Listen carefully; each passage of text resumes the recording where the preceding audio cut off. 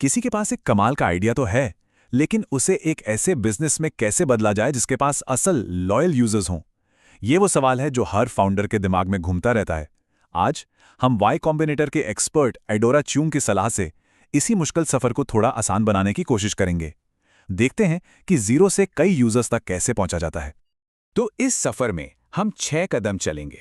पहले हम देखेंगे कि लोग आमतौर पर क्या गलतियां करते हैं। फिर एक मजबूत नींव कैसे रखी जाए। उसके बाद पहले यूजर्स को कैसे ढूंढा जाए, उनसे फीडबैक कैसे लिया जाए। फिर आती है ग्रोथ की बारी। और आखिर में सबसे जरूरी सवाल, कब समय आ जाता है कि रास्ता बदल लिया जाए। चलिए शुरू करते हैं। ओके, तो सबसे पहले बात करते हैं उस सबसे बड़े जाल की, एक ऐसी गलती जो लगभग हर नया फाउंडर करता है। और ये इतनी बड़ी गलती है कि ये किसी के भी बेहतरीन से बेहतरीन आइडिया को शुरू होने से पहले ही खत्म कर सकती है। हर फाउंडर के मन में एक फिल्म चल रही होती है ना, कि बस चुपचाप महीनों तक काम करेंगे और फिर एक दिन एक ग्रांड लॉन्च के साथ दुनिया को हिला देंगे। पर असलियत क्या है? असलियत यह है कि लॉन्च होता है, लोग आते हैं, देखते हैं और चले जाते हैं। क्यों? क्योंकि प्रोडक्ट उनके लिए बना ही नहीं था। और यहीं से शुरू होता है फेलियर का वो अजीब सा ना खत्म होने वाला चक्कर। तो इस जाल से बचा कैसे जाए? देखिए, इसका जवाब कोडिंग में नहीं है, बिल्कुल नहीं। इसका जवाब उस काम में है जो कोड की एक लाइन लिखने से पहले किया जाता है। सब कुछ इस एक चीज पर आकर टिक जाता है कि आप आखिर असली प्रॉब्लम को कितनी गहराई से समझते हैं। तो ये 3 जरूरी सवाल हैं जो हर किसी को खुद से पूछने चाहिए। पहला, क्या प्रॉब्लम को एक लाइन में समझाया जा सकता है?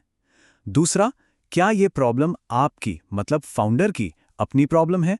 और तीसरा और सबसे जरूरी, क्या इससे सॉल्व करने का जुनून है? पाजॉय का उदाहरण लें।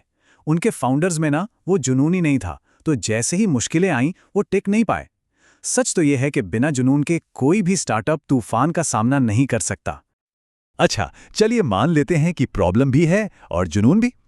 पर क्या इतना काफी है? नहीं, बिल्कुल नहीं। अगला स्टेप है उस इंडस्ट्री के एक्सपर्ट बनना। और इसका सबसे बेहतरीन उदाहरण है होम जॉय की कहानी। उनके फाउंडर्स ने पता है क्या किया? वो खुद क्लीनर बन गए। क्यों? ताकि वो सिस्टम को अंदर से समझ सकें, उसकी एक एक कमी को पहचान सकें। और यही वो जगह है जहां असली खजाना छिपा होता है। जब आप खुद उस काम की गहराइयों में उतरते हैं ना, तभी वो मौके दिखाई देते हैं जो बाहर बैठे किसी भी इंसान को कभी नजर नहीं आ सकते। राइट, तो अब आप एक्सपर्ट बन चुके हैं। इस नॉलेज को एक्शन में बदलने का टाइम आ गया है। सवाल अब यह है, एक शुरुआती प्रोडक्ट कैसे बनाएं और उन पहले सबसे जरूरी यूजर्स को कहां से लाएं? हम सबने MVP के बारे में सुना है ना? Minimum viable product. लेकिन ज्यादातर लोग वायबल शब्द का मतलब ही भूल जाते हैं। MVP का मतलब कोई टूटा फूटा आधा अधूरा प्रोडक्ट नहीं होता। इसका मतलब है एक छोटा सा फोकस्ड प्रोडक्ट जो बस एक काम करता है, लेकिन उस एक काम को बहुत बहुत अच्छे से करता है। और जैसे ही आपके पास एक काम का MVP आ जाए, बस एक नियम याद रखिए, वो काम करिए जो स्केल नहीं होते। सीधा मतलब ऑटोमेशन नहीं, मैनुअल मेहनत। आपके पहले यूजर्स वो कहीं दूर नहीं है, वो आपके आसपास ही हैं। शुरुआत कीजिए खुद से, फिर अपने को-फाउंडर से, फिर दोस्त, परिवार और आपकी इंडस्ट्री से जुड़ी ऑनलाइन कम्युनिटीज जैसे कि हैकर न्यूज़। नींव यहीं से रखी जाती है। लेकिन कभी-कभी ना थोड़ा और क्रिएटिव होना पड़ता है। मिसाल के तौर पर होमजॉय की टीम ने क्या किया, वो स्ट्रीट फेयर्स में लोगों को ठंडे पानी की बोतलें दे रहे थे। क्यों? ताकि लोग थोड़ा गिल्टी फील करें और उनकी क्लीनिंग सर्विस बुक कर लें। कमाल है ना? ये एक परफेक्ट उदाहरण है उन जुगाड़ू तरीकों का जो शुरुआत में करने पड़ते हैं। चलिए, यूजर्स मिल गए, बहुत बढ़िया। लेकिन अभी काम खत्म नहीं हुआ है। असली काम तो अब शुरू हुआ है। असली चैलेंज है ये जानना कि वो सोचते क्या हैं, और बस यहीं से आपका प्रोडक्ट या तो बनता है या बिगड़ता है। इसको ना ऑनेस्टी कर्व की तरह सोचिए। आपकी मम्मी या दोस्त से फीडबैक लेंगे तो वो क्या कहेंगे? वाह बेटा, बहुत अच्छा है। लेकिन एक अजनबी जिसने अपने मेहनत के पैसे खर्च किए हैं, वो आपको कच्चा चिट्ठा बताएगा। वो आपको कड़वी सच्चाई बताएगा, और वही सच सोने से भी ज्यादा कीमती है। तो इस प्रोग्रेस को ट्रैक कैसे किया जाए?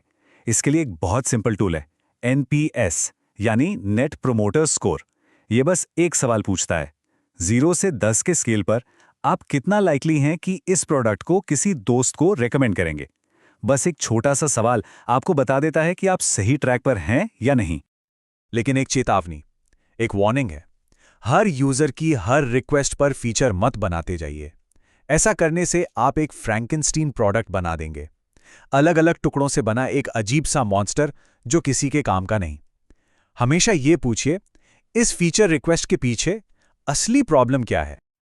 ओके, तो आपने फीडबैक लिया, प्रोडक्ट को बेहतर बनाया, यूजर्स अब खुश हैं, फैंटास्टिक। लेकिन अब 10 यूजर से 10,000 तक कैसे पहुंचेंगे? इसके लिए जरूरत है एक ग्रोथ इंजन की। चलिए 3 तरह के ग्रोथ इंजन्स को समझते हैं। पहला है स्टिकी ग्रोथ। इसका मतलब बहुत सिंपल है, आपका प्रोडक्ट इतना अच्छा, इतना चिपकू हो कि यूजर्स उससे दूर जा ही ना पाएं, वो बार बार लौट कर आएं। ये हर सक्सेसफुल बिजनेस की बुनियाद है। दूसरा इंजन है वायरल ग्रोथ। ये तब होता है जब आपका प्रोडक्ट इतना कमाल का हो, इतना जोरदार एक्सपीरियंस दे कि लोग खुद को रोक ही ना पाएं उसके बारे में बात करने से। बेसिकली आपके यूजर्स ही आपकी मार्केटिंग टीम बन जाते हैं। और तीसरा और आखिरी इंजन है पेड ग्रोथ, मतलब एड्स चलाकर यूजर्स लाना। यहां का बात बहुत बहुत सिंपल है। एक कस्टमर आपको अपनी लाइफ में कितना पैसा देगा, इसे कहते हैं CLV या कस्टमर लाइफ टाइम वैल्यू। और उस कस्टमर को लाने में आपका कितना पैसा खर्च हुआ, इसे कहते हैं CAC या कस्टमर एक्विजिशन कॉस्ट। जब तक CLV CAC से ज्यादा है, आप आराम से हैं, आप पैसा बना रहे हैं। जरा यहां देखिए, पहले 2 एड्स में कस्टमर लाने का खर्चा CAC, उससे होने वाली कमाई CLV से कम है, तो आप प्रॉफिट में हैं। लेकिन तीसरे ऐड को देखिए, कस्टमर लाने पर $350 खर्च कर रहे हैं और कमा सिर्फ 300 रहे हैं। सीधा सीधा हर नए कस्टमर पर $50 का नुकसान। बस इस सिंपल से मैथ को समझना ही सस्टेनेबल ग्रोथ की चाबी है। और अब आते हैं शायद सबसे मुश्किल सवाल पर। एक फाउंडर को ये कैसे पता चले कि कब तक डटे रहना है और कब रास्ता बदल लेना है, मतलब कब पिवट करना है? 3 ऐसे साफ इशारे हैं, 3 रेड फ्लैग्स। पहला, अगर ग्रोथ एकदम रुक गई है। दूसरा, यूजर्स आ तो रहे हैं लेकिन टिक नहीं रहे। और तीसरा, अगर आपके बिजनेस का पूरा इकोनॉमिक्स ही गड़बड़ है। अगर ये हो रहा है तो समय आ गया है एक बड़े बदलाव का। तो हम इसी एक सवाल के साथ इस चर्चा को खत्म करते हैं।